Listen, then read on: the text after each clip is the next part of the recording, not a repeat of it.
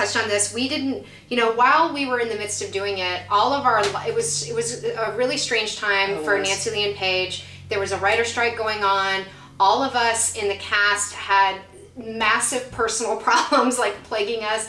Not kidding. I mean, it was like the time of, you know, health and divorce and death and dying and parents. And I mean, it was a crazy time for almost every single person involved in this production. And this was one thing that, you know, was a happy, fun, everybody showed up, no one was getting paid. We all just enjoyed the process, enjoyed creating something together, and then being able to put it out to you and get your feedback and see that you were responding to it was, I mean, for every single person in this production, without, you know, question, brought so much away from it. You know, all the rewards of, you know, the work we spread the shootout over, you know, we shot how many days? Like, okay, we shot in November for the first time, and we shot, what, 4 days in November? Or 6 days in November?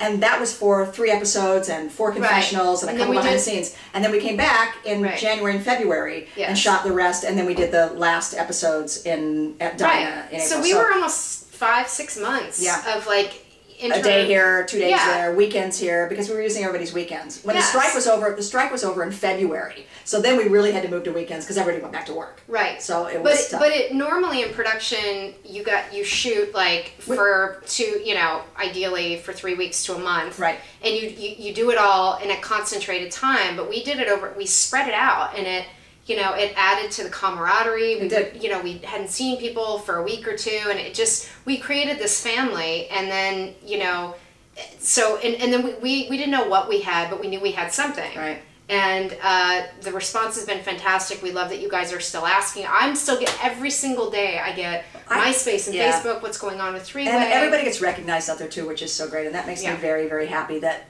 the visibility for everybody who gave their time, you know, it's coming back to them, which is really awesome. I have to tell you though, my favorite, I have lots of favorite things about Three-Way, but the biggest surprise for me was that you guys loved the confessionals, because we didn't know what they were going to be. No. Here's a little writer's problem, dismay, challenge for the internet. You know, we like to hear ourselves talk, or other people to say what we're writing.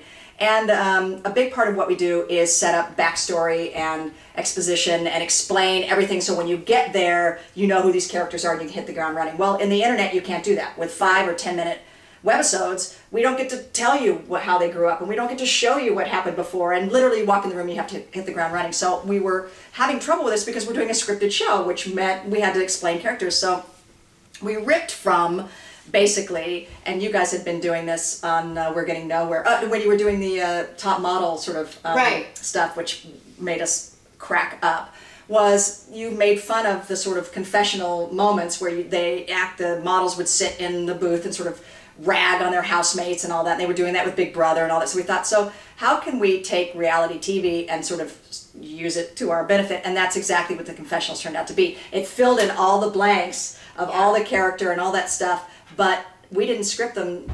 The actors did everything, and Paige directed those, and basically she'd give them a theme, and you guys came out and were great. And the secret is, the dirty little secret is, that everybody sat around and watched everybody's confessionals. Well, we figured that out after, I think we did it once where we didn't do that, and then we figured out if we sat and listened to each other's stories, then we could come up with our part of the story. And once we did that, then we got to do They took off, man. And Maeve was mainly, I mean, John Higgins was our amazing editor on the project, but Maeve actually was the one that sort of edited most of the confessionals in terms of pulling them together and making those cuts, and I think she did a really I have to say, as far as feedback, I got a lot of the feedback. The confessionals were very popular. It was fun. And we, honestly, as actors, a lot of times we were coming from auditions, or I came from an MRI, and we did a thing. It's like, again, going into this theme of, well, no, it's just interesting going into this theme of this chaotic part of our lives, and these confessionals were shot even more off the cuff. And we would be coming from the strangest circumstances, then coming in and being like, here's a camera, here's the situation, like, do it. And I realized, as an actor, sometimes you want the best circumstances for your best work, but sometimes the best circumstances are absolute chaos. Because then you can't think too much, you can't overanalyze it.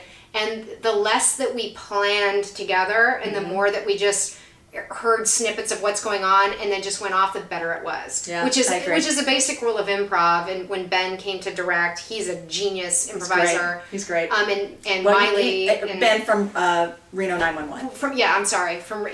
He's on Reno 911. He directs episodes, but and Miley is a champion improviser, and it was interesting watching Maeve, who I know was really uncomfortable. Oh, she said she'd never done comedy. And it's not because she couldn't, it's because she's naturally she's really funny. She's very funny. Doing the first confessional, I remember her sitting out there and she's like, I don't know what I'm gonna do. I don't know what the fuck I'm gonna do. I don't know what I'm gonna do.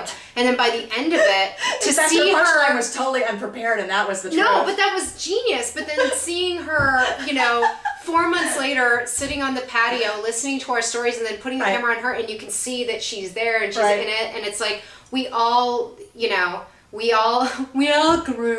I mean, that feels cheesy, but we did. We did, and our guest stars did. A little, tip of the hat to our guest stars who came on to this crazy, like Keener and Christy Swanson. I mean, they showed up in the middle of this nuttiness, and fairly legit circumstances they come from, and they come to this. Not that we weren't legit, but we were run and gun. We were flying. Yeah. We're like, all right, you get one setup, and then you get to improv, and then we're moving on. Yeah. So hit it. Yeah, hit it. And Jenny Shimizu, who we used as a punchline. Right.